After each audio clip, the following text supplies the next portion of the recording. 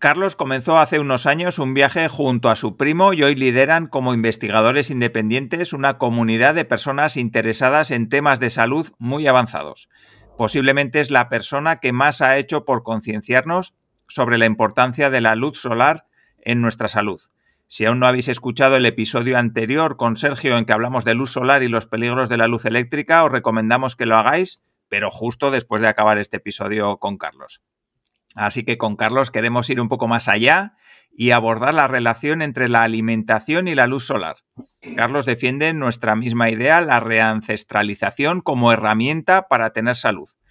Cualquiera podría pensar cuántas cosas han cambiado el último siglo y medio, la ropa, los hábitos, los alimentos, pero sin lugar a dudas, y especialmente en el presente siglo, de las cosas que más ha cambiado es nuestro ambiente de luz.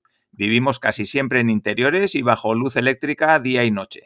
Así que de todo esto y cómo nos afecta nuestra salud, hablamos hoy con Carlos y saludo ya a nuestro invitado de hoy. Hola Carlos y muchísimas gracias por estar en el podcast de SIL. Hola a los dos, encantado de estar aquí, por supuesto. Muy bien, pues nada, Albert, si te parece, empiezo preguntando, empiezas tú. Hola Alfonso, ¿qué tal? Hola Carlos. No, si quieres le hago yo la pregunta. Una de las cosas más impactantes que Carlos dice y dice recurrentemente es que la gente que quiere estar delgada y tener salud no debería preocuparse tanto por el ejercicio y la alimentación, que es lo que nos dice todo el mundo, sino que hay otro factor mucho más importante que este y con controlar eso lo podemos controlar todo. Entonces, la pregunta es muy sencilla. ¿Por qué es tan importante la luz solar para alimentarnos? Realmente hay este debate en todas partes, ¿no? En las redes sociales. Yo me acuerdo de esos debates en Twitter que eran un poco, bajo el prisma de lo que hoy conocemos, un poco estériles, ¿no? No servían de mucho. Se repartían la salud entre la dieta y el ejercicio. 80% dieta, 20% ejercicio o cualquier porcentaje entre esos dos, ¿no? Y realmente nuestro trabajo es, y el vuestro también, porque sí que, porque me habéis contado, vais también en ese camino, ¿no? Es intentar que la gente cambie su forma de pensar y que comprenda que si bien el ejercicio realizado de manera correcta y la alimentación son cosas que uno tiene que tener dominadas, digamos, en el escalafón número 1, hablando del cuerpo físico, ahí está el sol, ¿no? La luz solar es la que rige toda la biología. No es posible la vida sin el sol por muchos factores y todo tiene que ver con la biología, ¿no? Y está ahí en la literatura científica y nuestro deber es un poco leerla y transmitirla para vosotros. Yo, para nuestra audiencia, ¿no? La mía y la vuestra. Y en este caso sí que es para mí muy importante saber que la alimentación incluso o el ejercicio es una historia también que tiene que ver con la luz del sol, ¿no? Porque si nosotros estamos al sol todo el tiempo, nuestras mitocondrias, que son las que están sintiendo el ambiente todo el tiempo y las encargadas de fabricar toda la energía del cuerpo, lo que hacen es leer ese ambiente de luz y actuar en consecuencia, ¿no? Y todas las frecuencias de la luz del sol tienen un efecto, vamos a decir, los rangos diferentes del espectro solar, desde el ultravioleta, el rango del azul y del rojo y del infrarrojo, tienen un efecto muy concreto en nuestras mitocondrias si necesario, ¿no? Y en el balance perfecto entre esas frecuencias lo encontramos en el sol, ¿no? Por ejemplo, la luz azul del sol y la luz ultravioleta del sol se encargan de ralentizar el paso de los electrones por la cadena transportadora de electrones, y la luz roja y la luz infrarroja se encargan de acelerarlo, ¿no? ¿Qué pasa? Que si nosotros vivimos en un ambiente de luz azul, por ejemplo, comiendo o haciendo ejercicio en el gimnasio con la luz artificial, el rojo y el infrarrojo están muy suprimidos, ¿no? El sol es el 70% aproximadamente, algo más del 70% de la luz solar, y siempre están presentes desde el amanecer hasta el atardecer, con lo cual constituye lo que nosotros llamamos la radiación de base del sol, y es la que sustenta precisamente este transporte de los electrones, la que lo mantiene, la que hace que produzcamos, y eso está en la literatura científica, más agua metabólica, que realmente es cómo nosotros fabricamos energía. Si pinta podemos hablar de eso seguramente, como el agua que fabricamos en las mitocondrias con los electrones de la comida y la luz del sol es la parte más importante en el aspecto de la energía del cuerpo. Y la luz azul y la luz ultravioleta están diseñadas para cuando aparecen siempre en un rango muy inferior al del rojo y el infrarrojo en el sol, así es como está. La luz azul es un 14% y la luz ultravioleta un 5% como mucho. Lo que hacen es detener un poco ese transporte de los electrones y dejar paso a otros procesos, sobre todo en el momento del día, circadianamente, que esa luz está presente, ¿no? Que suele ser al mediodía solar, donde tiene bastante presencia. Sin embargo, nosotros hacemos una vida en interiores donde ese rojo y ese infrarrojo está suprimido. Por lo tanto, lo único que hacemos es destruir ese transporte de los electrones con la luz azul que predomina en casa o en el gimnasio, en las oficinas, ¿no? Entonces nosotros siempre decimos que hay que estar fuera todo el tiempo para mantener la creación de energía y el mantenimiento de nuestros semiconductores, porque todas las proteínas de nuestro cuerpo son semiconductores que emiten luz en un rango determinado que se puede calcular matemáticamente además. Y para hacer esto nosotros tenemos que estar ahí fuera, ¿no? Si estamos dentro es cuando empiezan las enfermedades modernas. Y por eso, a mi juicio, esto es una historia de luz, ¿no? Y porque uno puede comer muy bien, pero tener el ambiente de luz o comer de noche incluso. Imagínate qué historia, ¿no? Con la luz artificial, destruyendo los ritmos circadianos, destruyendo los relojes periféricos del hígado, del estómago, del intestino. Y es aquí donde empiezan las enfermedades modernas. Vale, has tocado diferentes puntos que hablaremos a lo largo de la entrevista, pero a mí sí que me gustaría que nos cuentes un poco al hilo de esto que comentas, ¿no? Que si tenemos unos ritmos circadianos tenemos que ir un poquito pues con el sol, acompañándole nosotros a él quizá, ¿no? Que él vino antes. ¿Cómo tendríamos que adaptarnos nuestra vida en cuanto a, pues, por ejemplo, hacer ejercicio, a comer, si está bien estructurado lo que siempre hemos... Bueno, lo que siempre nos han dicho, ¿no? Nuestros padres, nuestros abuelos, 3 comidas o 5 comidas o lo que sea, y repartirlas a lo largo del día. Y lo mismo con el ejercicio. ¿Cuándo crees tú que pueden ser las mejores horas o depende de las personas o para hacer ejercicio también? En realidad no depende de las personas y esto es algo que bueno, lo que llaman los búhos nocturnos, ¿no? Que son personas que tienen un ritmo más por la noche. Todo esto es mentira, ¿no? Lo que quiere decir es que esas personas tienen los ritmos circadianos, lo que se dice desplazados, ¿no? Shift en inglés. Y probablemente cuando los tienes desfasados también ocurre que la amplitud decrece, ¿no? O aumenta dependiendo de lo que haces. Es decir, si el cuerpo tiene que fabricar una proteína, por ejemplo las histaminas o cualquier sustancia que es la que produce alergia y asma y todo esto, esa la produce demasiada la amplitud, ¿no?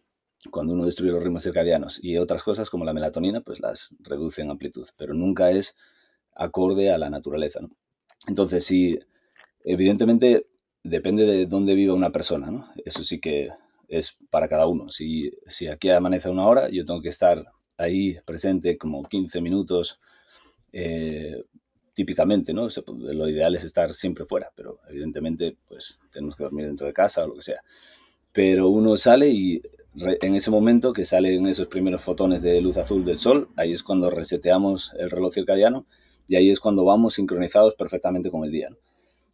Nuestro reloj tiene 24 horas, o sea, es un reloj que es aproximadamente 24 horas, con lo cual, si yo por la noche, si yo tengo este ritmo así de 24 horas endógeno, si por la noche como o veo luz artificial o hago eso, rápidamente esto hace así, ¿no? Entonces ya no voy con el día, con los procesos del día. Entonces, hay gente que hace poco una persona comentaba, quizás así de manera romántica, ¿no? Que por qué no los humanos cazaban durante el día y luego cuando estaban tranquilamente por la noche comían al fuego y todo eso, ¿no? Pero eso no es así, seguro que no es así, porque nosotros estamos diseñados para comer epigenéticamente a 1 hora. La epigenética es cómo nosotros expresamos nuestros genes y esa epigenética está fundamentalmente controlada por los ritmos circadianos y por tanto por el principal sincronizador que es la luz del sol. Con lo cual hay 1 hora para comer. La hora para comer es 1 hora después de que uno se despierta.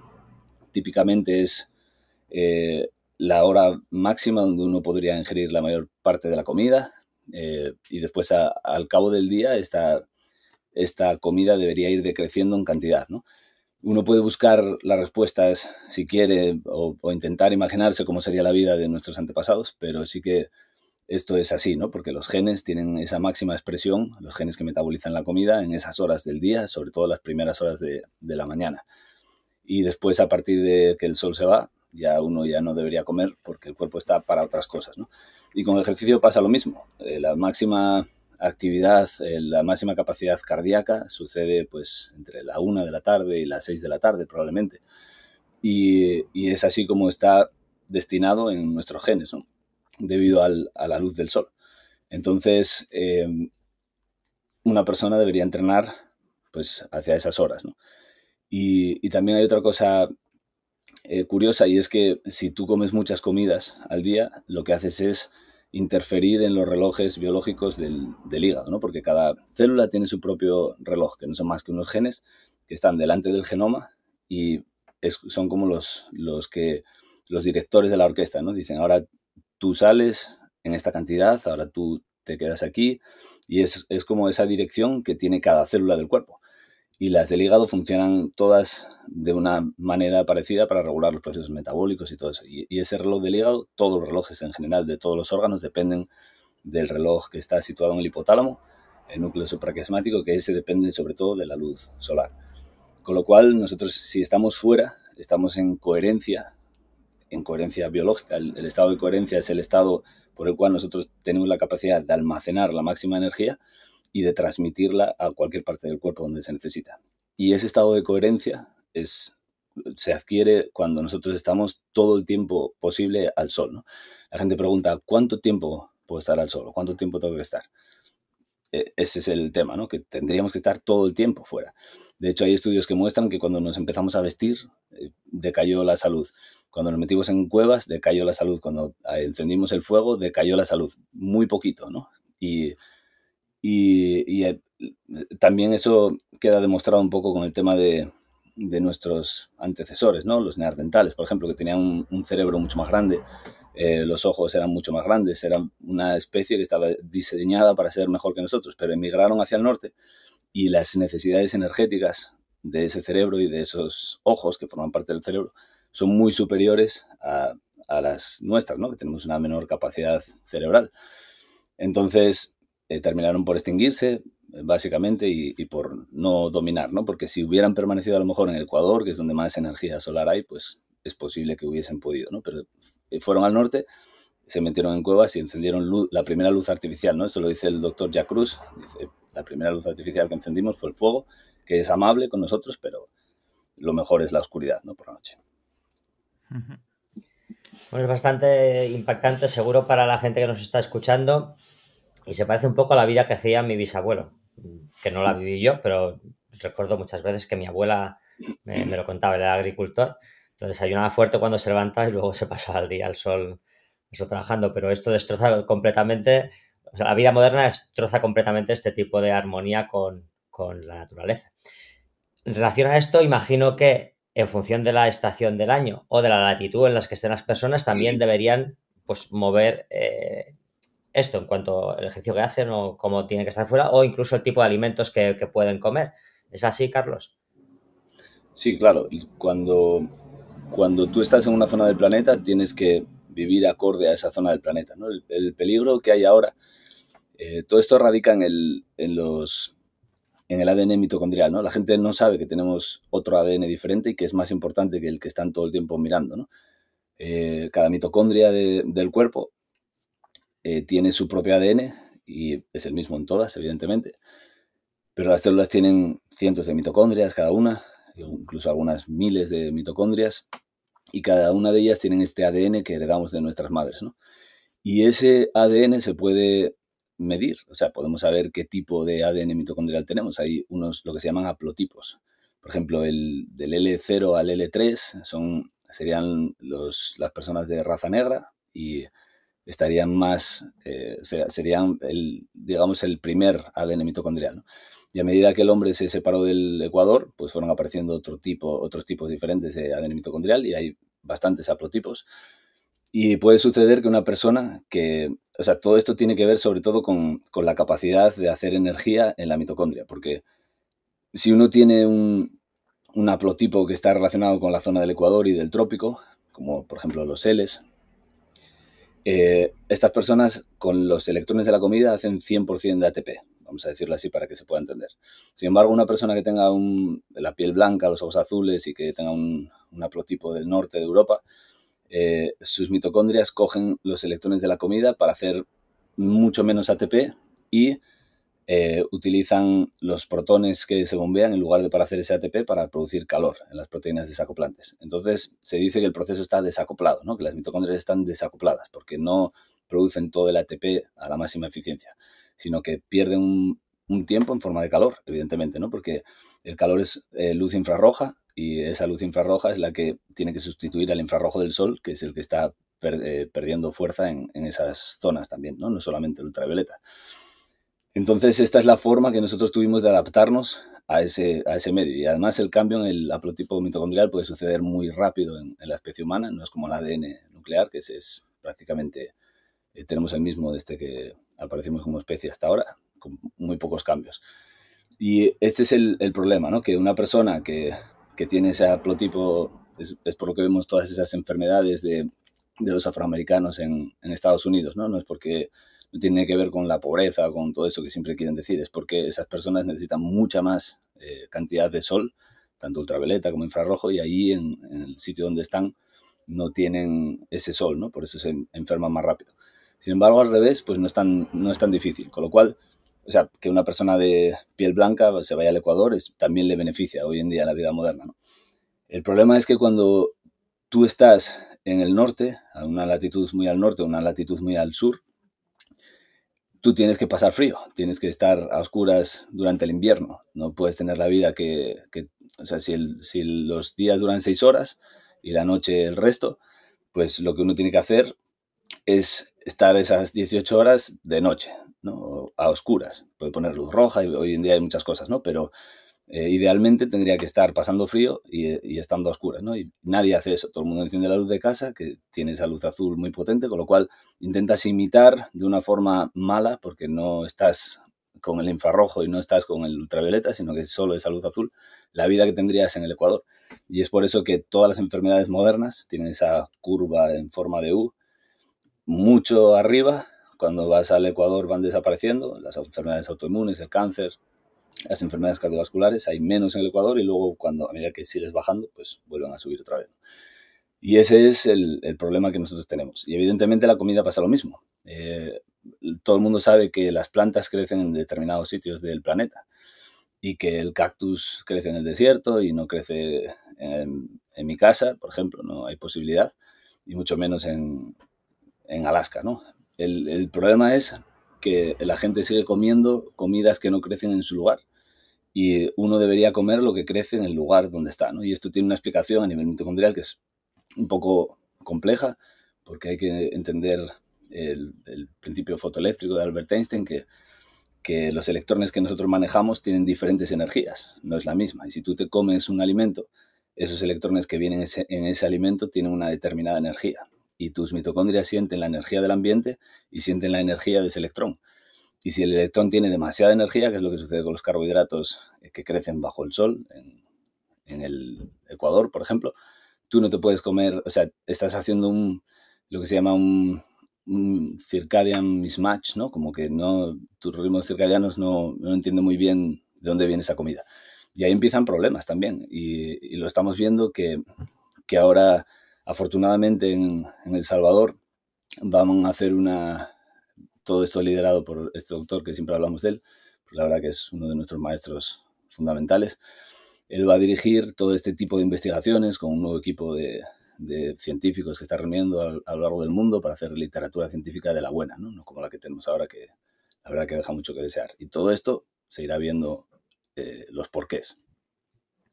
Vale, hablas del tipo de alimentos, pero también entiendo que no solamente hay que comer los alimentos de la zona donde nosotros estamos, pues en tu caso, si tú estás en Asturias, si Albert está en Tarragona, yo estoy en Navarra, alguien que esté en Andalucía, pues un poco adaptarse. Bueno, más que adaptarse es volver a lo que era antes, ¿no? Al final comías los alimentos de la zona donde estabas y luego también a lo largo del año, pues entiendo que también hay que comer los alimentos de temporada. Claro, porque yo, por ejemplo, cuando salgo a caminar por la montaña aquí en Asturias, yo no encuentro faves, ¿no? Como comemos aquí, típico plato asturiano. No las encuentro por ningún lado. O sea, para poder tenerlas y comérmelas tengo que plantarlas y puedo comerlas todos los días si quiero. Pero eso no es natural. Ya estamos introduciendo cosas que no crecen de manera natural en nuestra alimentación, ¿no? Lo mismo con la avena o con... Yo no veo avena cuando voy por el monte y mucho menos si la hubiera, la cogería y ya no tengo para mañana. Y es una comida un poco desagradable, además. Habría que hacer muchas cosas con ella, ¿no?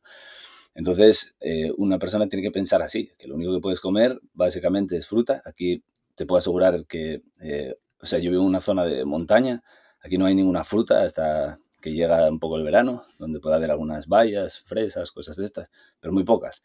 Y cuando las hay, la gente del pueblo sabe dónde están y desaparecieron ya. O sea, ya no tienes acceso a ellas. Con lo cual, te queda cazar. Cazar es lo que siempre hicimos en estas latitudes. Otra cosa es en el Ecuador, por ejemplo, en el trópico, ¿no? Donde la gente puede comer fruta todo el año y distintos tipos de fruta, ¿no? Y de hecho hay... esto yo lo vi hace tiempo en unos documentales, que hay tribus que vivían en el Amazonas, que tenían acceso a fruta todo el año, pero no se comían la fruta todo el año, a pesar de que había frutas que estaban todo el año. Se la comían cada fruta en determinadas estaciones porque ellos distinguían unas sustancias que decían que no estaba para comer, ¿no? Y eso me parece interesante también, porque nosotros tenemos que comer estacional, evidentemente, ¿no? Si tú comes... aquí en Asturias no hay plátanos y todo el mundo come un plátano para merendar. Y bueno, como digo, si el ambiente de luz es correcto y tu ambiente de luz está bien, vas a poder solucionar todos estos problemas de la comida con mucha facilidad, ¿no? Pero si tu ambiente de luz está mal y estás comiendo como comes, pues en ese caso es donde uno empieza a ver esos desajustes metabólicos que todo el mundo tiene, ¿no? Y donde empieza a ver cómo empiezan a caer absolutamente todos los tópicos que hoy estamos viviendo. La testosterona baja, la infertilidad por las nubes, la diabetes, o sea, cualquier cosa relacionada con el síndrome metabólico, por hablar de enfermedades que no te van a matar, ¿no? Pero que sí que son desajustes que todo el mundo tiene hoy en día.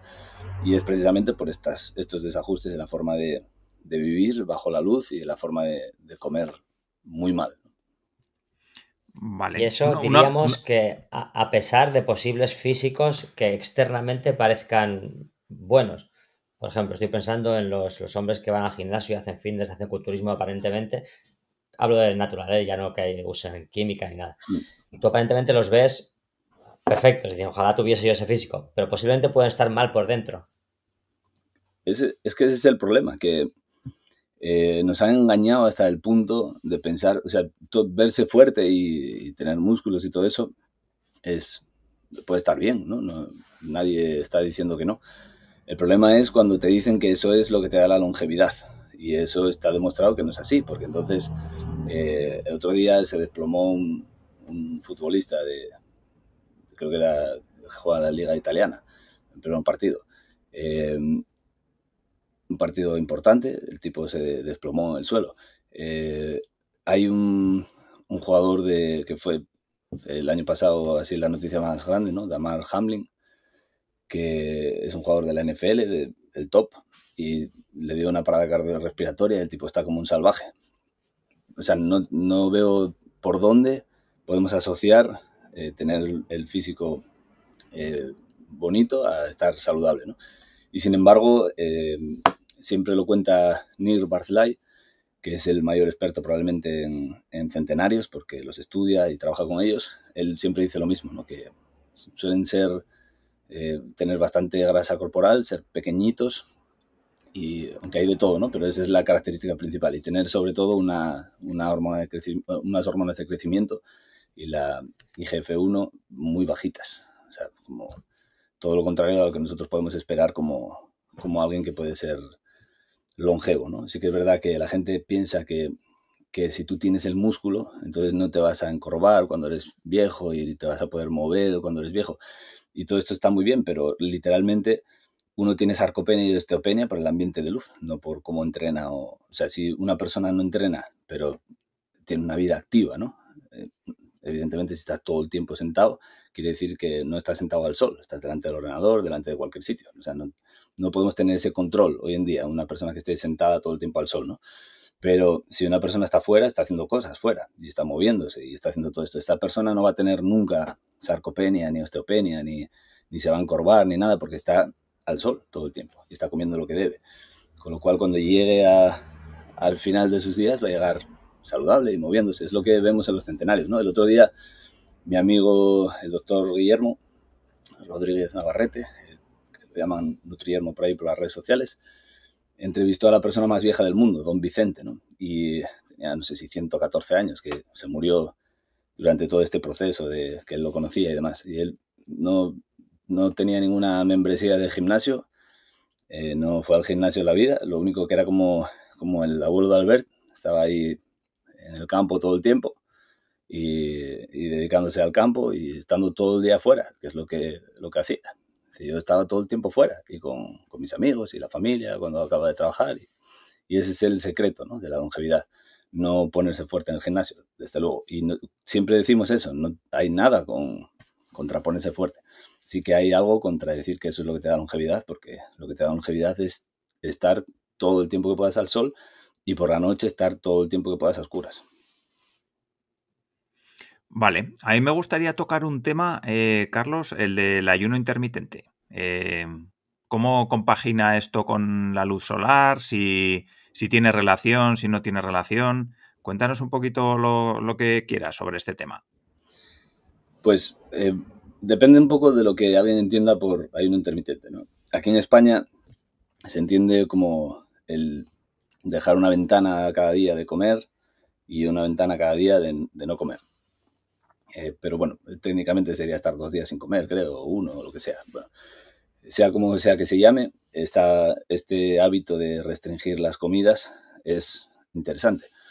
Y por supuesto es lo que hay que hacer, ¿no? Y entonces todo el mundo debería estar, según esto, haciendo ayuno intermitente todos los días, y especialmente en invierno, porque en invierno tenemos muy pocas horas de luz y nuestra máxima es que hay que comer cuando hay luz, porque es cuando nuestros genes están preparados para fabricar toda la maquinaria proteica que digiera esa comida y que la utilice para un bien, para el propósito que fue creada. Entonces, claro, si en invierno hay pocas horas de luz, pues la ventana de ayuno diaria de 24 horas, o sea, teniendo en cuenta que el día mide 24 horas, pues es mucho mayor, ¿no? Pueden ser incluso hasta 18 horas. Y en verano, pues 12-12 o incluso más, ¿no? 13-11 o 14-12. Podría ser perfectamente saludable, pero siempre teniendo en cuenta que nunca se pueden comer más de 3 comidas, porque los snacks, como decía antes, o las meriendas, o como lo llame uno, eso destruye el reloj del hígado, ¿no? El hígado tiene que tener unos periodos donde no tenga que hacer nada. Y está demostrado que incluso si uno desayuna, es la comida más importante, pero uno puede saltarse la comida incluso. Si no tiene, a mí me pasa muchas veces eso, ¿no? Que si desayuno, que ya me costó introducir ese hábito, no tengo ganas de comer, nunca. O sea, ya me iría directamente a la cena. Y eso estaría muy bien porque en ese periodo de entre el desayuno y la cena nosotros estamos haciendo un ayuno, por así decirlo, intermitente, y ese ayuno también sirve, no solamente el de por la noche. Entonces, para mí, ese sería el ayuno intermitente, ¿no? Comer de día, nunca más de 3 veces. Pueden ser 3 o 2 o 1. Y ya está. Y comer los alimentos naturales. Eso sería el ayuno intermitente bajo mi punto de vista. Vale, o sea, y para ti el desayuno es más, o sea, es más importante, por ejemplo, que la comida o que la cena, ¿no? Que eso sí que es algo que habitualmente se escucha, ¿no? Desayuna como un rico, come como un príncipe o no sé cómo es exactamente, y cena como un pobre, ¿no? Y el mendigo. Eso. Eso, sí, literalmente es así y está, como digo, está demostrado en nuestros relojes biológicos que es así como debería ser. Y lo que es un desastre sería cenar por la noche. Eso ya es, y con luz azul, imagínate. Es lo peor que puede ser, ¿no? Pero siempre lo decimos, si tú estás comiendo bajo luz roja y luz infrarroja, además hace poco publicamos un artículo en la web de la comunidad que tú, fíjate, demostraba que una persona se bebe un test de glucosa, son 75 gramos de glucosa, y bueno, se lo bebieron todos los que hicieron el experimento. Y después, al cabo de unos días, volvieron y unos de ellos recibieron una luz en la espalda para que nadie supiera si estaba recibiendo la luz o no, de muy baja intensidad y de color rojo, ¿no? En 630 nanómetros creo que era. Como las bombillas rojas que cualquiera puede comprar en su casa, básicamente. Y se las pusieron detrás en la espalda, a unos de ellos y a otros no. Y lo pusieron 15 minutos, 45 minutos antes de repetir el test. Y entre ellos hubo una significancia brutal entre los dos grupos, pero entre ellos mismos, consigo mismos, hacía 6 días o 5 o 4, dependiendo de la persona, los picos de glucosa se redujeron casi un 30%, y el área que la glucosa, se llama el área bajo la curva, ¿no?, de glucosa, disminuyó también significativamente, ¿no? Creo que era cerca de un 8%, una cosa así. Es decir, está un 8% menos expuesto a glucosa, y un pico de glucosa máximo era un 30% menos de media, 27,9% por ahí. ¿Qué sucede? Que es un aporte de luz roja ridículo en la espalda. Imagínate que esa persona comiera debajo del sol, que no solamente hay esa frecuencia, sino que hay tropecientas frecuencias de luz roja y de luz infrarroja. La luz infrarroja todavía es más efectiva en hacer este tipo de cosas. Y la explicación que ellos mismos dieron, los científicos, y que es la correcta, es que la luz roja acelera el paso de los electrones por la cadena transportadora. Entonces tú la glucosa la limpias más rápido de la sangre y la utilizas mejor, con lo cual desaparece antes en general. Pero no solo pasa con la glucosa, también pasa con los ácidos grasos y todo, ¿no? Pero estos solo bebieron glucosa pura, ¿no? 75 gramos. Esto lo que quiere decir es que lo que estaba contando al principio, que la luz roja y la luz infrarroja favorecen el transporte de los electrones, lo vuelven maravilloso, y la luz azul los destruye por completo, porque evidentemente esas personas están en un laboratorio de luz azul, aparte de recibir la luz roja detrás.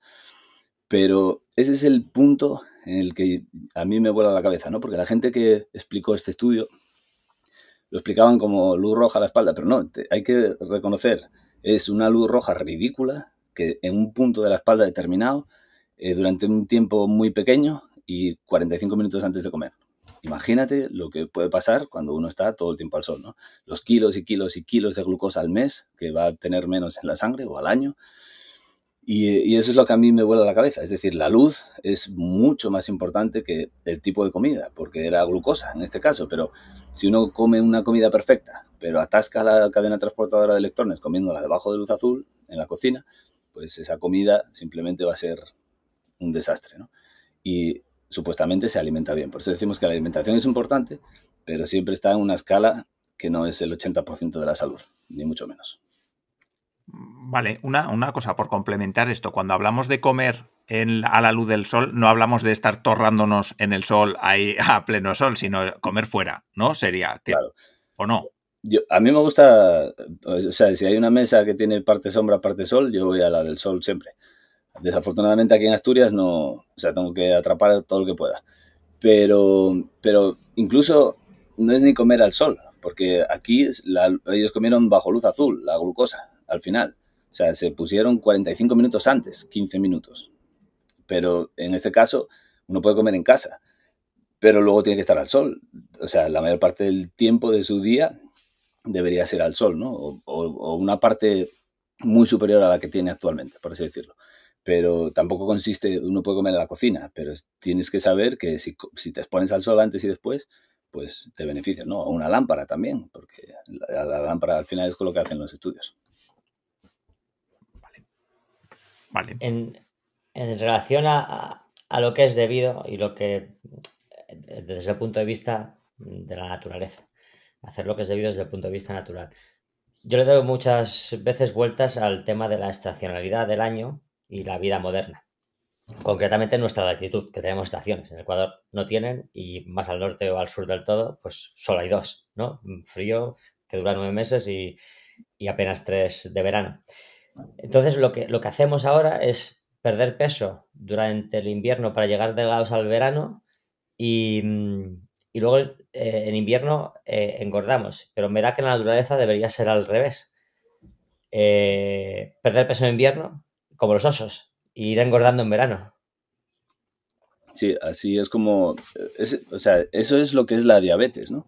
Y de hecho los seres humanos que evolucionamos o sea, que evolucionamos, no, que nos desplazamos al norte durante la evolución, fuimos mutando una enzima que digiere la fructosa para no poder digerirla tan bien y hacerlo más lento y poder generar una especie de resistencia a la insulina y que con menos comida uno tuviese más glucosa en sangre y más insulina, ¿no? O sea, la diabetes en realidad es una adaptación, ¿no?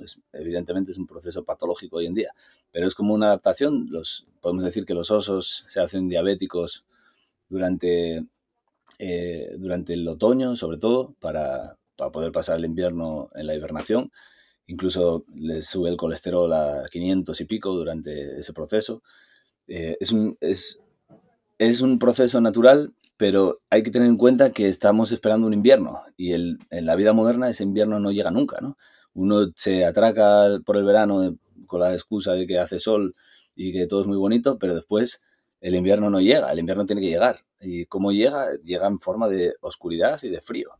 Y yo me propuse este invierno, el tiempo que estoy aquí, porque la verdad que cada vez trato de estar menos tiempo aquí, en invierno, me propuse hacerlo y es depresivo, o sea, es duro tener ese tipo de oscuridad y tal, porque al final, pues bueno, ahora tengo un bebé y es complicado también hacerle pasar por todo eso, ¿no? O a ti te da pena, que a lo mejor a él le da exactamente igual.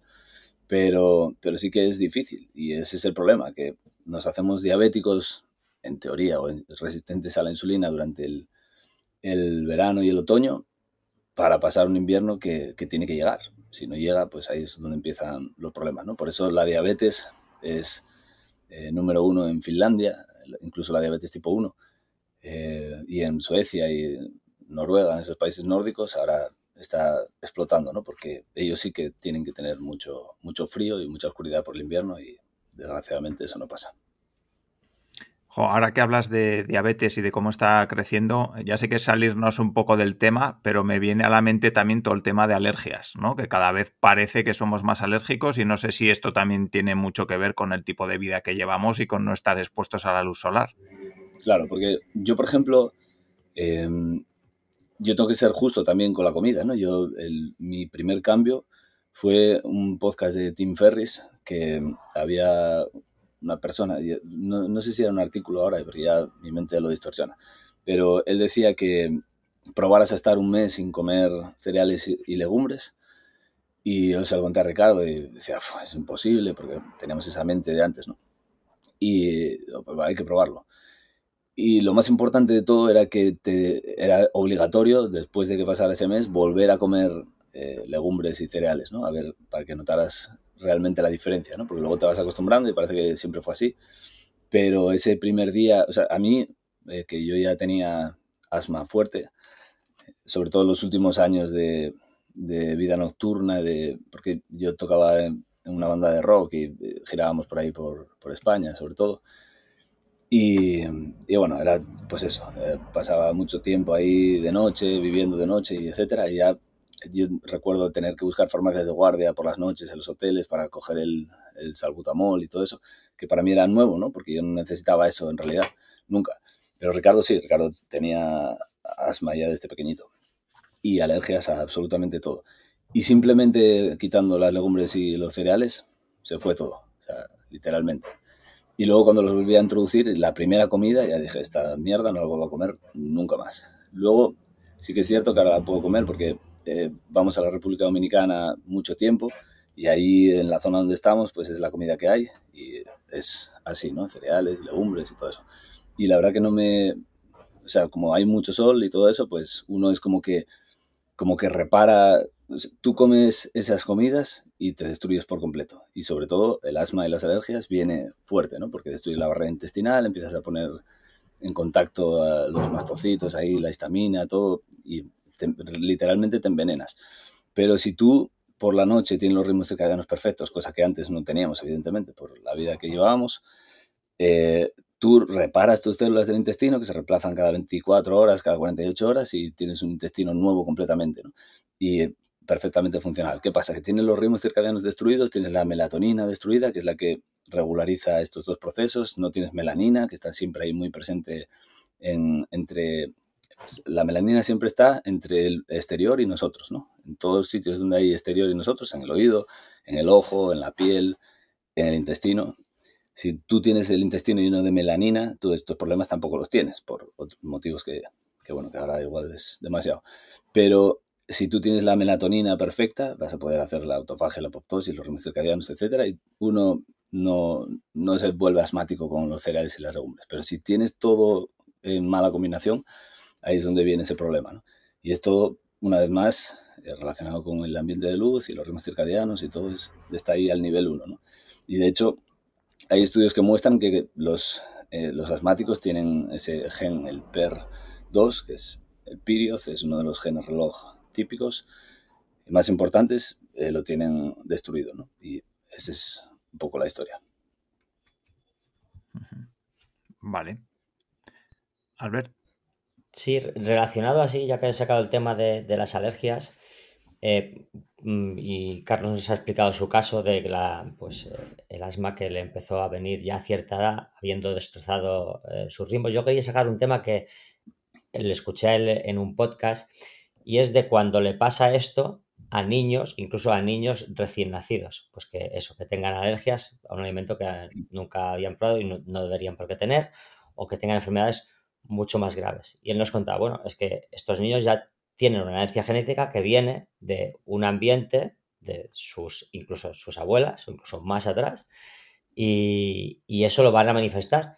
Y no debemos culparnos los padres, porque a lo mejor es algo a lo que éramos inconscientes en ese momento, pero que hemos estado expuestos y les está llegando a ellos. ¿Podríamos, para que la gente se haga una idea, para hacernos conscientes de la salud de nuestros hijos, ya que también has mencionado que tienes un bebé y seguro que para ti es súper importante también?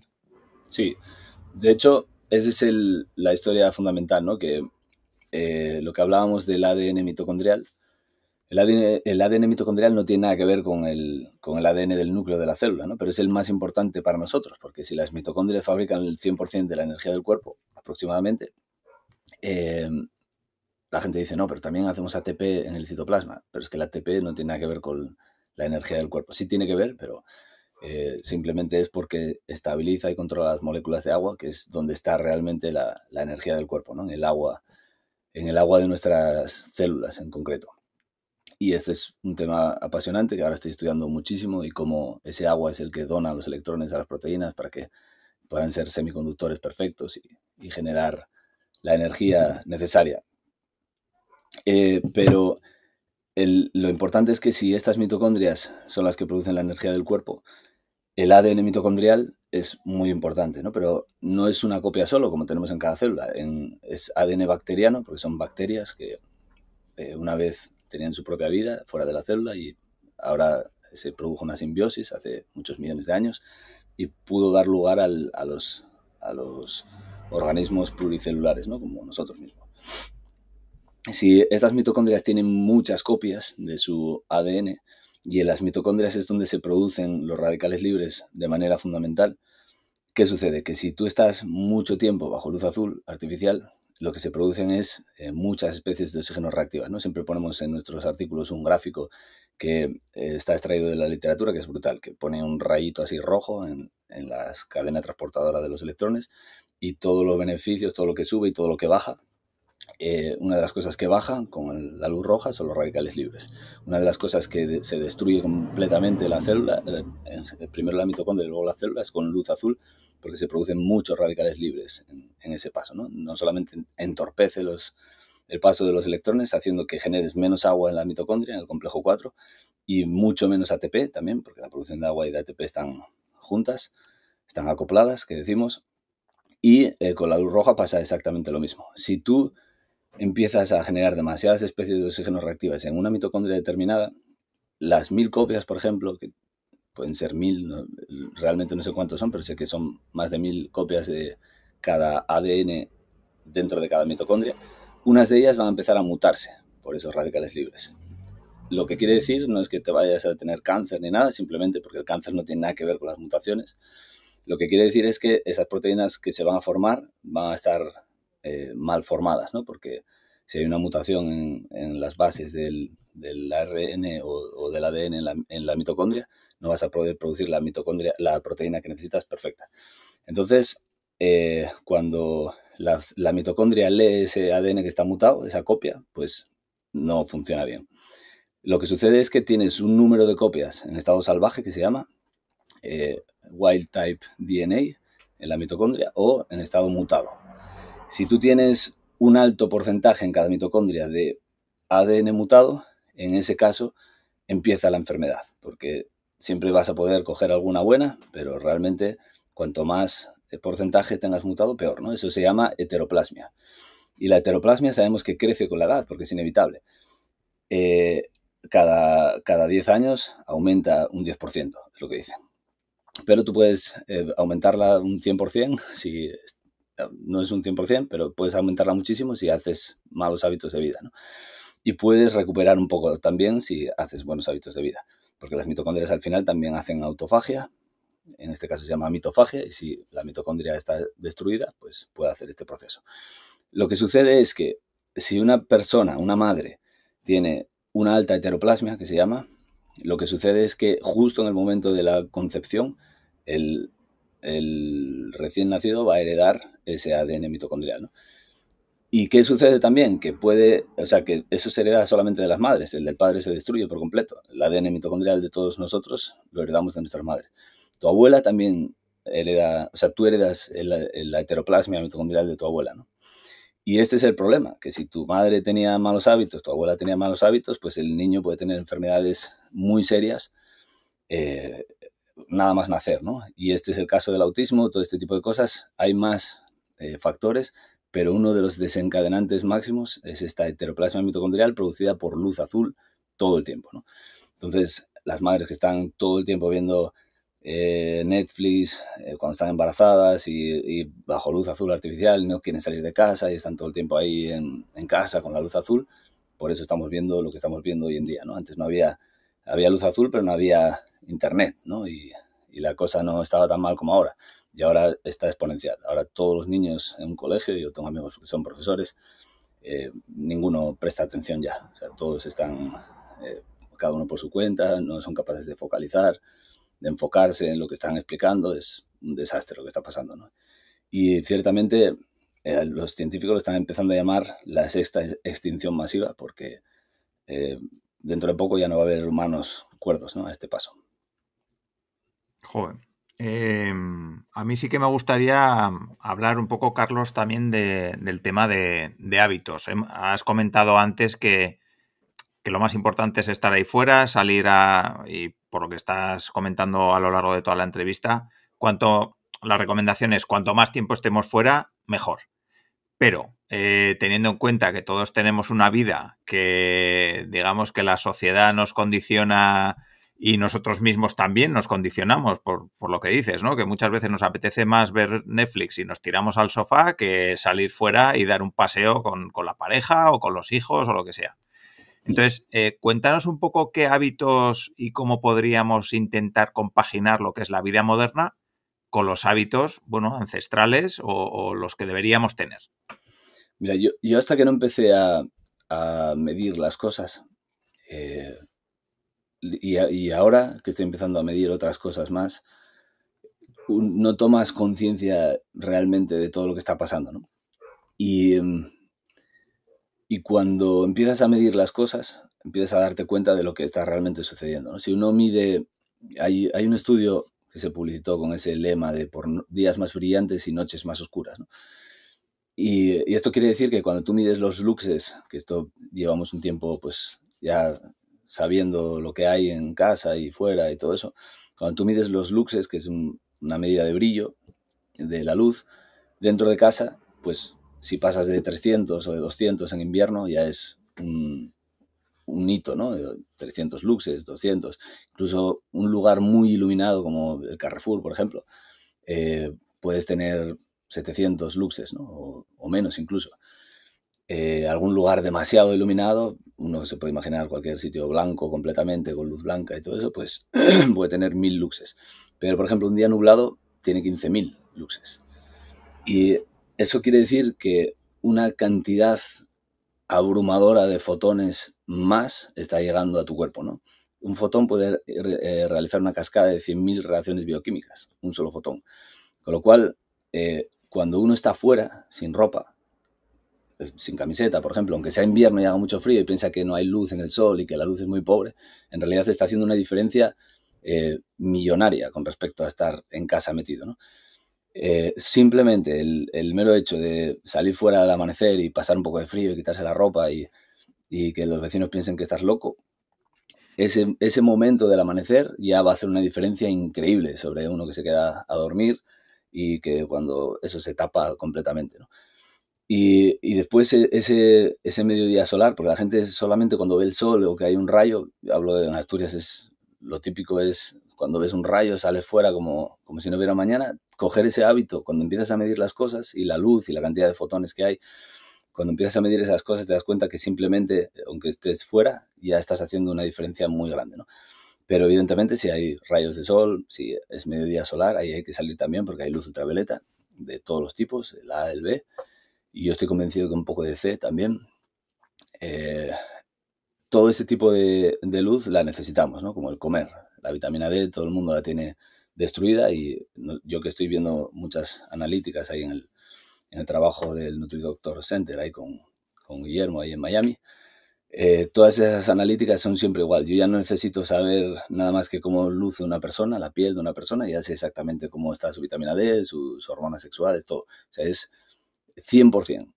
Uno tiene que estar bronceado. Ahí dicen por ahí que no hay bronceado saludable. Lo que no hay es no bronceado saludable, eso seguro que no.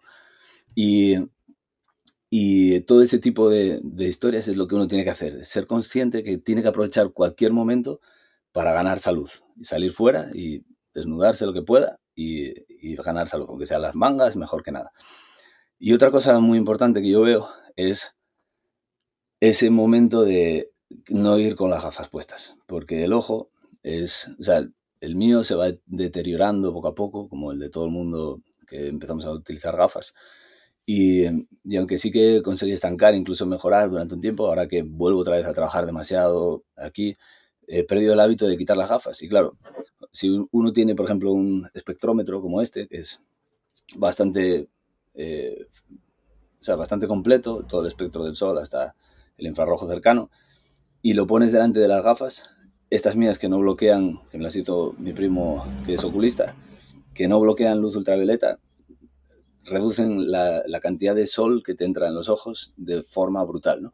Entonces uno sale a dar un paseo y puede optimizar ese paseo mucho más. Si se quita las gafas y se quita la mayor parte de la ropa que pueda, ese paseo es mucho más optimizado que cualquier otra cosa y va a conservar su vista, sus oídos también, la audición, todo absolutamente depende de que estemos todo el tiempo bajo ese sol, ¿no? Y además el sol produce unas cargas eléctricas en nuestra piel y dentro de nosotros también, que es lo que permite que nuestros semiconductores, que son las proteínas de nuestro cuerpo, estén perfectamente puestas, ¿no? Ahora estamos sacando la información esa en la web, todavía no hemos publicado eso, pero ya lo estamos avanzando, cómo las proteínas no se unen a su receptor porque tienen una forma así, el receptor es así y encajan y todo eso es una mentira que ya sabíamos que existía, pero ahora falta saber cómo una molécula reconoce a su receptor.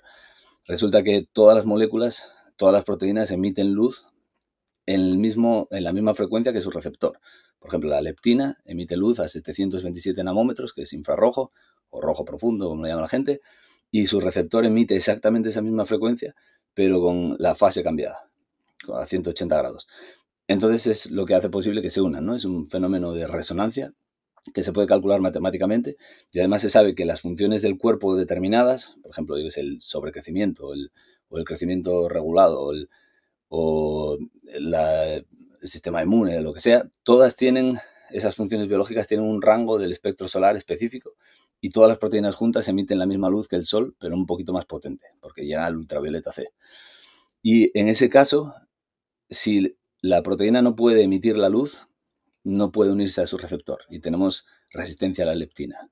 La insulina, por ejemplo, emite luz en 552 nanómetros, que es verde-amarillo, verde-limón, que llaman, y su receptor también, pero con la fase cambiada.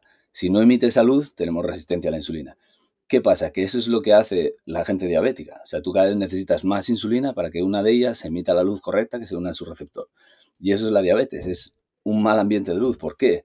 Porque la que desarrolló todo este proceso, que es Irena Kosick, ella descubrió que si yo emito la luz desde fuera, la proteína se activa. Si yo emito 727 nanómetros, esa persona vuelve a funcionar la leptina. En enfermedades graves, consideradas genéticas incluso, también sucede. Y no solo eso, sino que ella puede diseñar un péptido cualquiera con varios aminoácidos que emitan luz y que tenga una forma completamente distinta, y una vez en el organismo hace exactamente el mismo trabajo que la insulina si emite esa luz. Con lo cual estamos diciendo que solamente importa la luz que emiten para el reconocimiento entre las moléculas, ¿no? y el reconocimiento por resonancia, que se llama. Y es un modelo matemático, además. O sea, funcionamos así, funcionamos con luz. Si no estamos expuestos al sol, si el sol no produce cargas eléctricas en nuestro cuerpo y cambia el voltaje de la membrana celular, lo que cambia el voltaje de la membrana celular también son los campos electromagnéticos. Eso te destruye por completo. La luz azul te despolariza el potencial de las membranas celulares. Y esto es muy importante también porque es la causa del cáncer y no las mutaciones genéticas y todo esto, ¿no? Y lo tenemos demostrado a través de la literatura y de gente que fue nominada incluso al premio Nobel, ¿no? Con lo cual, estamos hablando de cosas aquí serias, ¿no? Que es en lo que tenemos que empezar a poner el foco, que es en el ambiente de luz. Bueno, es bastante impactante. Entiendo que la gente que nos escuchará, si nunca ha escuchado ese tipo de cosas, va a necesitar mucho tiempo para digerir todo lo que has explicado, sobre todo con la profundidad que tiene, porque parece una tontería. Ponte al sol, porque el resumen es ponte al sol, pero la profundidad que hay detrás es mucha. Claro, pero si tú no conoces mínimamente algo de esta profundidad, vas a salir con las gafas puestas a dar el paseo, porque te quieres ver el paisaje y quieres ver lo que sea, ¿no? O a la gente que te cruzas. Pero si uno sabe exactamente lo que está pasando, entonces es cuando empieza a quitarse las gafas. Y por eso todo el mundo debería ser un científico en la medida de lo posible, ¿no? Como vosotros estáis haciendo podcast, estáis aprendiendo de gente diferente, de varias cosas diferentes, y poco a poco os vais haciendo científicos, ¿no? Y a lo mejor hay algo que os interesa un poco más y indagáis sobre ese poquito más, y es así lo que a mí me pasó también, ¿no? Empecé con la comida y me fascinó todo el asunto de la bioquímica y todo eso, y ahora estoy con estas cosas que son de otra parte, de la rama que la bioquímica nunca va a poder explicar, porque son procesos que requieren los físicos teóricos y los biofísicos y todo esto para que puedan explicarlo. Y es así, ¿no? Uno va variando un poco sus intereses, investigando y convirtiéndose en ese científico que al final te hace saber por qué estás haciendo las cosas. Porque si yo te digo que pongas la luz roja en casa, pero no sabes por qué, pues entonces no la vas a poner, ¿no? O si la pones, enciendes la otra, que es con la que ves de vez en cuando. Y eso es lo que creo que debería ser. Vale. Por cerrar un poco el círculo de esos hábitos, hemos comentado la importancia que tiene salir a la mañana cuando sale el sol, la importancia que tiene también al mediodía,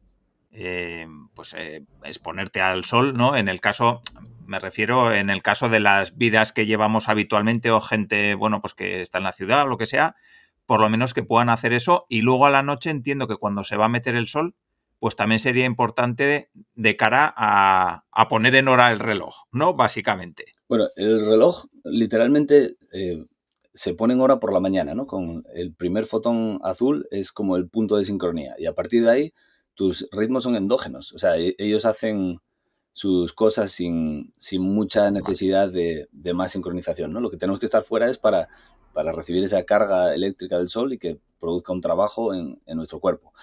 Pero sí que es verdad que hay un estudio que hace poco me gustó visitar, y es que cuando vemos esa degradación de colores en el atardecer, que conduce finalmente a la noche total, eso es importante. Cómo va cambiando los colores, desde el verde, el amarillo, todo eso, cada uno de ellos te explicaba la función que hacía en el organismo, y cómo si te saltabas a un proceso de esos, pues, ibas perdiendo. Lo que decimos nosotros es que vas ganando entropía, ¿no? Que es como el caos dentro del cuerpo, y si tú vas haciendo todas las cosas bien, vas optimizando tus cargas eléctricas, que al final somos seres negativos, electronegativos, tenemos que tener mucha carga eléctrica negativa, por eso el grounding también sería otra de esas cosas, o pisar descalzos la tierra, Sería otra de esas cosas importantes, ¿no? Pero ese ver el atardecer es algo también importante, ¿no? Si uno tuviera que hacer una cosa, el amanecer sería más importante, pero el atardecer también. Pero claro, si luego tú vas a casa y enciendes la luz de la cocina, ya estropeaste todo ese proceso, ¿no? Ya estás destruyendo todo lo bien que habías hecho tu día. Entonces es importante luego, una vez que llegas a casa, tener las luces de la casa cambiadas, ¿no? Y poner luces rojas que hacen el apaño, por así decirlo, ¿no? No te están destruyendo la melatonina, el cuerpo sigue pensando que es de noche, no piensa que es de día, como sucede con la luz azul, no vas a modificar la fase de tus ritmos circadianos y vas a estar en condiciones óptimas. Y si en casa no quiere nadie hacer eso, de poner las luces rojas, pues tú te pones unas gafas y te tapas la piel, porque la piel también ve luz azul, informa al cerebro de que es de día. Entonces te tapas lo máximo posible, tampoco hace falta ser... Es menos sensible la piel que el ojo. Y en el ojo te ponen las gafas rojas y así tú por lo menos estás protegido porque sabes, tienes ese conocimiento y no quieres destruir tus ritmos circadianos. Y con el tiempo la familia poco a poco irá cayendo y al final toda la casa será roja y ya no necesitarás las gafas para estar en casa. Eso en cuanto al ambiente de luz es fundamental. Y si ya uno quiere hacer sus propios retos, pues podría probar a ver qué pasa si se hace de noche y se va para la cama, ¿no? Vale, yo sí que porque igual hay personas que nos están escuchando y es la primera vez que oyen hablar del tema de la luz roja. Bueno, no creo, porque si han escuchado el episodio de Sergio, seguro que no es la primera vez. Pero bueno, vamos a suponer que ha caído alguna persona aquí que es la primera vez que oye hablar de luz roja. Nos estamos refiriendo a luz roja, a un tipo de bombillas especiales con luz roja o a bombillas incandescentes de las de siempre, de las de antes. Bueno, Cuéntanos un poquito sobre qué tipo de luz. las bombillas incandescentes, que ya no se venden, sí que alguno las puede conseguir por ahí todavía, esas eran menos problemáticas porque tenían una curva parecida a la del atardecer, ¿no? Pero sí que tenían luz azul al final y no tanta, por supuesto, no tienen ese pico aberrante que tienen los LEDs y los fluorescentes, que es lo que todo el mundo tiene hoy en día, y podían hacer más el apaño, ¿no? Eran más saludables, por así decirlo. Pero bueno, el problema es que esos LEDs que hay hoy en día, que tú ves la luz, por muy cálida que sea, ¿no? Ahora hay LEDs cálidos. Los cálidos también son mejores que los fríos, que son los de luz blanca pura. Los cálidos son mejores para la salud, pero tu cuerpo sigue pensando que es de día cuando debería ser de noche, ¿no? Entonces lo mejor es tener una luz que se vea roja completamente. Y hay por ahí LEDs de estos que puedes cambiar con el mando y poner el color rojo si tú quieres. Pues eso estaría bien. Hay bombillas, las mías de mi casa me cuestan cada una 3 euros o por ahí. Y son bombillas que emiten luz roja y listo. Incluso aquí en la autocaravana también tengo todo luces rojas, vale cualquiera, literalmente. Y en los sitios donde no se pudieron poner, porque hay sitios así más complicados, les puse un plástico rojo por encima y ya se ve luz roja, ¿no? Lo importante es ver rojo. Si uno ve rojo, entonces ya no hay problema. Si uno empieza a distinguir los colores en casa después del atardecer, eso es una buena medida, ¿no? Alexander Wunsch, que es uno de los doctores así que empezó con todo este tema de la iluminación y que literalmente empezó a ofrecer información increíble sobre todo esto, él cuenta eso, que si una persona es capaz de distinguir los colores después del atardecer, entonces ya está destruyendo sus ritmos circadianos. Es una buena medida. Vale, no sé si tienes alguna pregunta más, Albert. Sí, yo una última pregunta y cerramos porque ya acabo de comentar lo denso que va a ser esto para digerir para la gente, entonces tampoco hace falta que lo alarguemos muchísimo más. No, pero yo aún tengo una más. Cuando le hagas tú esa, yo luego le hago otra y ya. Si la tuya está relacionada, como yo voy a cambiar un poquito el tema, si la tuya está muy relacionada con la luz y tal, pues haz tú primero. Bueno, la mía es fácil. Yo estoy en Navarra, tú estás en Asturias. Hace un frío que pela aquí. Entonces, lo de salir sin camiseta, por ejemplo, a mí me cuesta mucho. ¿Qué consejo darías? O a tomar por saco, hay que salir sin camiseta y te aguantas. Yo lo digo por compaginar un poco el tema de catarros, resfriados, todas esas cosas con el tema de la luz solar. A ver qué consejo me das a mí ahí en ese punto. Mira, este fin de semana en la comunidad vamos a hablar de eso, porque la gente piensa que cuando hace frío y uno se pone malo por el frío y por la humedad, ¿no? Pero no es así realmente. Lo que te pones malo es porque el ambiente electromagnético que tenemos hace proliferar dentro de nuestras casas las las malas bacterias, los malos hongos. Por ejemplo, el moho, que es algo que yo me quedé completamente estupefacto en mi casa, porque mi mujer y la madre de mi mujer siempre eran alérgicas al moho, siempre fueron alérgicas al moho. Y cualquier sitio donde hay humedad, ya enseguida empiezan con la garganta y no sé qué. Y en casa igual. Y eso, evidentemente, ADN mitocondrial, mi bebé también lo tiene, ¿no? Cuando estamos en un sitio muy húmedo, la piel empieza típico de dermatitis atópica y tal. Y siempre es cuando venimos a casa. Entonces yo ya un poco escamado de todo esto, digo, si lo estamos haciendo todo bien, no sé qué pasa, porque de repente la piel se le pone así.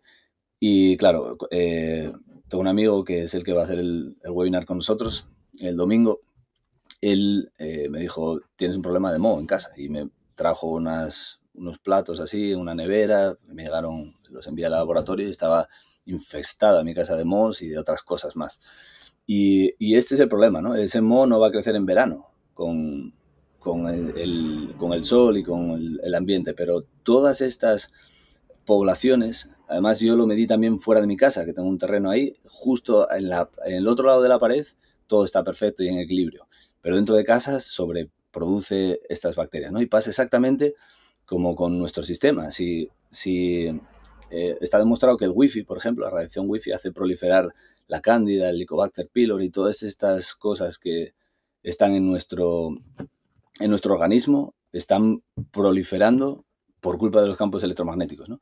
Y cuando ponemos, por ejemplo, una tarjeta de Spiro, que bueno, no sé si es una tecnología que tenemos para evitar los campos electromagnéticos, filtrarlos, la gente se la cuelga aquí y ya tenemos casos incluso de SIBO y de problemas intestinales revertidos por este tipo de cosas, porque el electromagnetismo hace crecer la mala bacteria, ¿no? Y el frío y la humedad no es el problema es el electromagnetismo que tenemos dentro de nuestra casa. Entonces, y también fuera, en algunos puntos. Pero si tú sales al frío y a la humedad, ese problema de que te pones malo es por culpa de eso, de ese sobrecrecimiento que hay, ¿no? Eso no te va a pasar en verano, por ejemplo.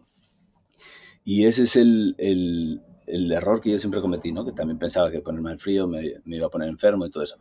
Sí que es verdad que hay que hacer una especie de callo, como el callo solar, pues también para el frío. Y yo creo que poco a poco, o sea, si empiezas hoy con 30 segundos, mañana con un minuto y progresivamente, o sea, los beneficios con estar poquito tiempo ya se van a ver muy, muy claros, ¿no? No es estar todo el tiempo pasando frío. O sea, es estar un momentito que tú dedicas a pasar frío y luego ya te vistes y ya listo. Vale, perfecto. Pues tomo nota. Ya a ver si no me echan los vecinos. Pues mira, te lo voy a hilar bien porque ya que has mencionado el electromagnetismo, mi pregunta última iba un poco sobre este tema.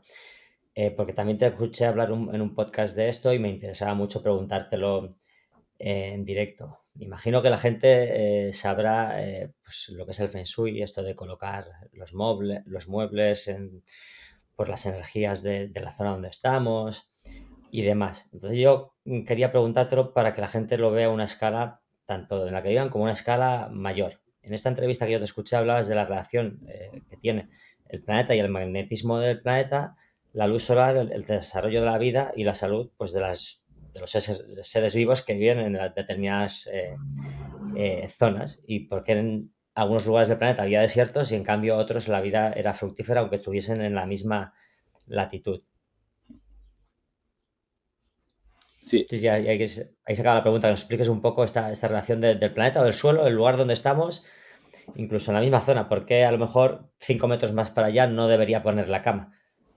Claro, todo tiene que ver con lo que se llaman las zonas de estrés geopático, ¿no? Y las zonas de estrés geopático son muy peligrosas. Yo todavía no me he enterado lo suficiente sobre o sea, sí que conozco los principios básicos. Por ejemplo, si tú tienes una corriente de agua paralela al suelo tuyo de tu casa, pero subterránea, eso va a generar un campo magnético brutal y totalmente cancerígeno, ¿no? Y alguien podría decir, joder, estamos en la naturaleza y de repente tengo cáncer y no sé qué pasa. Lo dice, estoy todo el tiempo al sol, estoy haciendo todo bien, como perfecto, pero hay cáncer, ¿no? Y estos son los casos del cáncer que vemos en la antigüedad, ¿no? Y es gente que está encima de esas zonas de estrés geopático donde el flujo magnético es aberrante, ¿no? Y el flujo magnético es muy importante porque el magnetismo es uno de los 3 pilares de la vida. Tenemos la luz, por un lado, que es electromagnetismo, tenemos el agua y tenemos el magnetismo. Y el magnetismo, sobre todo que producen los electrodomésticos, los cables que van por detrás de la casa, las corrientes de agua subterráneas naturales, no todo tiene por qué ser incluso artificial, ¿no? Todo eso generan campos magnéticos que se pueden medir y que son aberrantes completamente para el ser humano. Y nuestras mitocondrias no pueden proliferar ahí. ¿Por qué? Porque nuestras partículas son paramagnéticas, quiere decir que se orientan en dirección a los campos magnéticos. Si nosotros tenemos un campo magnético ahí que es dañino, como una zona de estrés geopático, pues literalmente todas nuestras moléculas se van a ver polarizadas según ese campo magnético y no van a funcionar como deberían. Y la relación entre el cáncer y el magnetismo artificial o natural en zonas de estrés geopático está descrito en la literatura maravillosamente, ¿no? No es una correlación, es directamente una causa. Y claro, esto lo explicamos para que la gente lo entienda, que hay zonas del planeta que están con el mismo Sol, la misma intensidad. Si tú sigues esa línea a lo largo de una circunferencia, hay zonas donde hay selvas tropicales y zonas que son un desierto, ¿no? En el desierto el flujo magnético terrestre es aberrante y no crece nada, ¿no? Por ejemplo, un volcán es justo lo contrario. Por lo que sea, sucede ahí que el campo magnético es maravilloso y nuestras células proliferan justo ahí, ¿no? Y tú tienes que ver donde no crece la vida, ahí es donde uno no puede vivir. Donde crece la vida, ahí es donde uno vive, ¿no? Pero como tú bien dices ahora, y esto es lo que yo estoy intentando investigar ahora, es porque 5 metros más allá puede haber una zona de estrés geopático y que también se puede revertir, ¿no? Porque yo conozco ahora a la persona que es capaz de ir ahí a tu casa y si tienes una zona mala, pues la puedes revertir a través de aparatos y flujo de protones y no sé qué historias. No lo sé todavía, tengo que investigar sobre eso, pero es así. Vale, pues yo creo que ha quedado una entrevista muy chula, muy redonda y con un montón de información, así que como para escucharla 2 o 3 veces. Y ya para acabar, Carlos, las personas que quieran saber más de ti, ¿dónde te pueden encontrar? Bueno, el objetivo de los podcasts y de los posts de Instagram y todo eso, por supuesto en las redes sociales, en Instagram sobre todo, es ese, ¿no? Intentar cambiar la manera de pensar de la gente, que vea que no es todo lo que nos han contado, sino que es todo lo contrario y hay que buscar en otros lugares.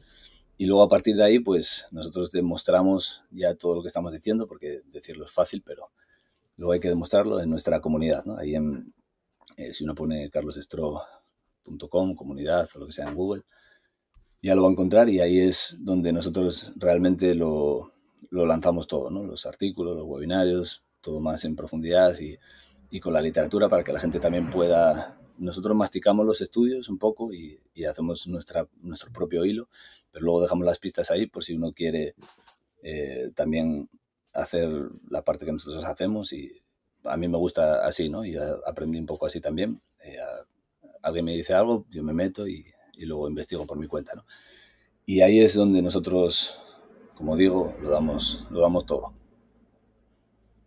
Vale, pues perfecto. Pues ahí lo dejaremos en las notas del programa para las personas que quieran, bueno, ampliar información, que vayan a tu web, que busquen ahí y bueno, y que indaguen, que al final es lo importante de sembrar esa semillita, ¿no? Que luego les permita, pues, investigar más y tomar sus propias decisiones. Eso. Así que nada, pues muchísimas gracias, Carlos. La verdad que ha sido un lujazo tenerte aquí. Y nada, y recordar a las personas que nos han escuchado que si quieren más entrevistas de este tipo, pues que nos sigan, que se suscriban a la newsletter y que nos manden preguntas, que nos manden temas que les puedan interesar a nuestro email, a porlospelos@getsil.com. Y nada, y como siempre, nos vemos en el siguiente episodio. Chao. Un saludo. Gracias. Chao, chicos.